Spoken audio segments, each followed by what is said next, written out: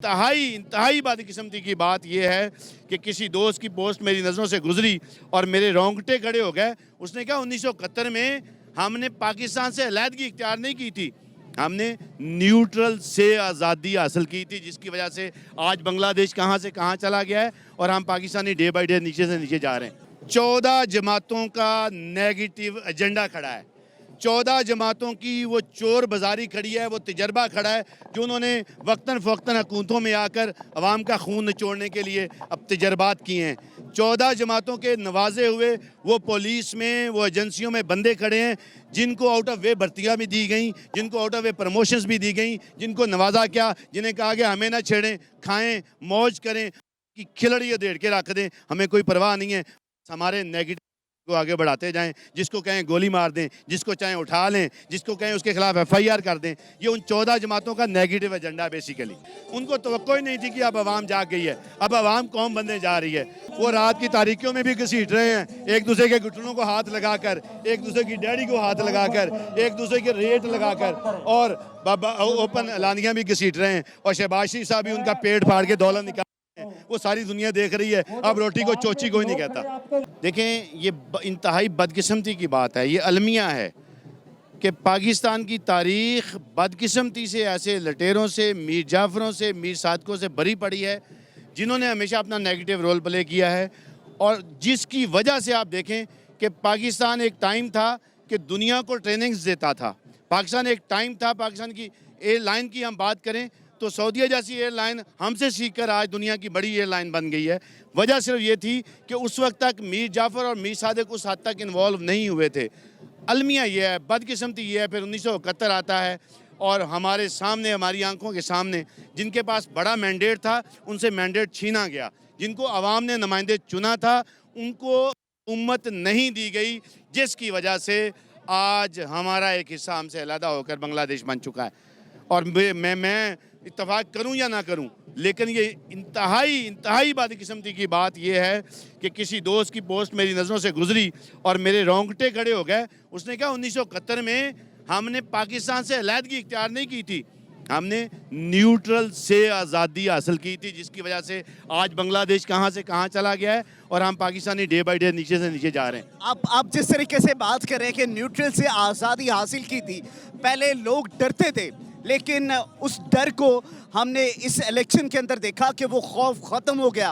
वो वीगो डाले का, वो वर्दियों का, वो बूटों का, वो डर ख़त्म हो चुका है अवाम के अंदर और अवाम ने इस दफ़ा फैसला सुना दिया अपना। उसकी वजह ये है, देखें, है कि ये जो वीगो डॉले हैं या ये जो हमारी एजेंसीज हैं हमारे लिए नहीं है, ये इस अवाम के लिए नहीं है। ये अवाम इनकी बैग पे खड़ी है इंडिया के लिए, इसराइल के लिए, उस लॉबीज़ के लिए जिसके लिए हम दिन रात दुआएं करते हैं कि अल्लाह ताला हमारी फ़ौज को भी सलामत रखे, हमारी एजेंसियों को भी सलामत रखे। उसकी वजह से हमारा मोराल अप है। लेकिन बदकिस्मती की बात यह है, जब हमारी रुख वहाँ से मुड़कर अवाम की तरफ आएगा तो फिर क्वेश्चन मार्क भी आएगा, चैलेंज भी बनेगा, परेशानी भी बनेगी और हम अल्लाह की बारगाह में हाथ भी उठाएंगे कि कुछ ना किसी ने तो फिर उठना ही है और जिसका जब टाइम आना है उठना ही उठना है। वज़ीर आज़म पाकिस्तान को हटाया गया, रूटीन चेंज ऑपरेशन। अब वज़ीर आला पंजाब का मसला, अब लोटों की खरीदो फरोख्त के सिलसिले में बैकएंड किसका हाथ है? मैं ये समझता हूँ कि ये वही लॉबी है जिसका हमेशा से यही मिशन था कि पाकिस्तान को तबाह किया जाए, पाकिस्तान को बर्बाद किया जाए, पाकिस्तान का दिवालिया निकाला जाए, पाकिस्तान के एटमी असासों को अमेरिका के पास बेच दिया जाए। ये उसी लॉबी की साजिश है। वो पाकिस्तान को कभी स्टेबल नहीं करना चाहते। अदरवाइज मैं समझता हूँ जिसको आवाम ने मैंडेट दिया, किसी की क्या जरूरत होनी चाहिए, मॉरली देख लें, सोशली देख लें, लीगली देख लें, किसी भी हवाले से उनको तो ओपन हार्टेडली अगर वो अवाम के साथ, मुल्क के साथ मुखलिस होते, कहते भाई अवाम ने हमें मैंडेट नहीं दिया, आपको दिया है, हम रिज़ाइन दे के, थोड़ी सी शर्म, थोड़ी सी हया, थोड़ी सी ईगो, थोड़ा सा पाकिस्तान का, थोड़ा सा अवाम का ख्याल होता तो उसी दिन रिज़ाइन करके चले जाते। लेकिन अलमिया है कि उन्होंने सिर्फ और सिर्फ एक ही कि अपने केसेस कैसे क्लियर करने हैं, अपने एसेट्स कैसे बढ़ाने हैं, अवाम का खून कैसे निचोड़ना है, अपनी बाय दौलत को कैसे मुंतकिल करना है। और जब तक मुल्क का दिवालिया नहीं निकल जाता तब तक हमने अपना नेगेटिव किरदार कैसे अदा करना। लेकिन आप नहीं देख रहे कि सिटिंग गवर्नमेंट के अंदर भी ये लोग बैठे हुए हैं और कोई ना कोई ऐसे हथकंडे इस्तेमाल करेंगे या बैकएंड पे कोई ना कोई ऐसी चीज़ खड़ी हुई है जिसकी बदौलत वो बढ़ के मार रहे हैं। नहीं, चीज़ तो देखें, चीज़ क्या खड़ी है? 14 जमातों का नेगेटिव एजेंडा खड़ा है। 14 जमातों की वो चोर बाजारी खड़ी है, वो तजर्बा खड़ा है जो उन्होंने वक्तन फ़वक्तन हुकूमतों में आकर अवाम का खून निचोड़ने के लिए अब तजर्बात किए हैं। 14 जमातों के नवाजे हुए वो पुलिस में, वो एजेंसियों में बंदे खड़े हैं जिनको आउट ऑफ वे भर्तियाँ भी दी गई, जिनको आउट ऑफ वे प्रमोशंस भी दी गई, जिनको नवाजा क्या, जिन्हें कहा गया हमें ना छेड़ें, खाएँ मौज करें, कि खिलड़ी देड़ के रख दें, हमें कोई परवाह नहीं है। हमारे नेगेटिव को आगे बढ़ाते जाएं, जिसको कहें गोली मार दें, जिसको चाहें उठा लें, जिसको कहें उसके खिलाफ FIR कर दें। ये उन 14 जमातों का नेगेटिव एजेंडा है बेसिकली। ECP 17 तारीख का इलेक्शन जिस तरीके से बाज़ब्तगियों को उनकी बखियां भी छेड़ी गई और बेज़ब्तगियां की गई, ECP क्यों खामोश है? आप समझते हैं कि उनके पीछे ECP के जो चेयरमैन हैं उनकी जो वाइफ है उनकी नौकरी का मसला था? देखें, इससे और क्या बदकिस्मती होगी कि रिकाउंटिंग मेरा हक है, मैं सैकड़ों वोटों से जीत रहा हूं, सारे हलकों का रिजल्ट आ चुका है, मेरा रिजल्ट भी धांधली के बावजूद 100+ वोटों से ऊपर जा रहा है। एकदम से रिपोर्ट आती है कि नून लीग चौथी सीट भी जीत गई है 49,051 वोटों से, और फिर मैं रिकाउंटिंग की एप्लीकेशन देता हूं, मेरा राइट है। अगर आपको याद है कि आप जीते हो तो काउंटिंग क्यों नहीं करते? कौन सी हर्डल है? वही हर्डल है कि ECP वो पूरा नेगेटिव रोल प्ले कर रहा है उनके साथ मिलके। उनको तवक्को ही नहीं थी कि अब आवाम जाग गई है, अब आवाम कौम बनने जा रही है। और देखें, ज़िंदगी का एक दिन मुअय्यन है, जिस दिन जाना है जाना है, किसी ने स्टे या ठेका नहीं लिया हुआ। लेकिन हक बात यही है कि आवाम जाग चुकी है, वो अब एहतसाब करेगी। अगर ये कोई भी ऐसी हरकत करेंगे तो आवाम अब अपना हक खुद छीनेंगी।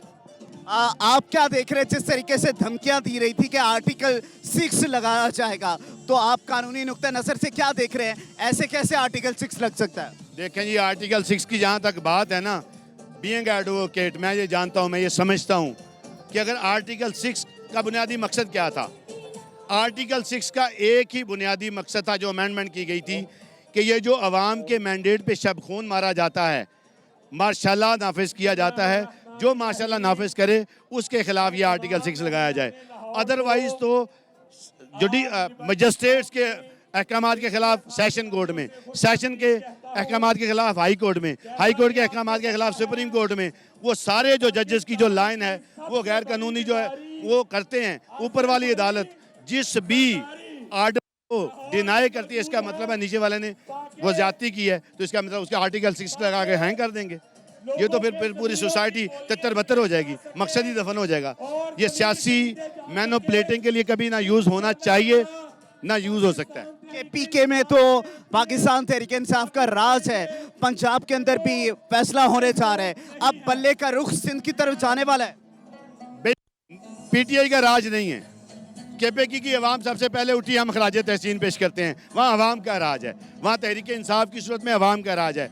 अब पंजाब जगह है, पंजाब में आवाम का राज है, PTI का राज है, और इंशाअल्लाह सिंध है, सिंध में भी इंशाअल्लाह का राज होगा। सरदारी कहता था कि मैं इनको घसीटूंगा, लेकिन अब आवाम बताएगी कि वो उनको सड़कों पे घसीटेगी। जी जी, आवाम देख रही है, पिछले 2-3 महीनों से वो रात की तारीकियों में भी घसीट रहे हैं, एक दूसरे के घुटनों को हाथ लगाकर, एक दूसरे की डैडी को हाथ लगाकर, एक दूसरे के रेट लगाकर, और ओपन एलानियां भी घसीट रहे हैं। और शहबाज शरीफ साहब भी उनका पेट फाड़ के दौलत निकाल, वो सारी दुनिया देख रही है। अब रोटी को चोची कोई नहीं कहता।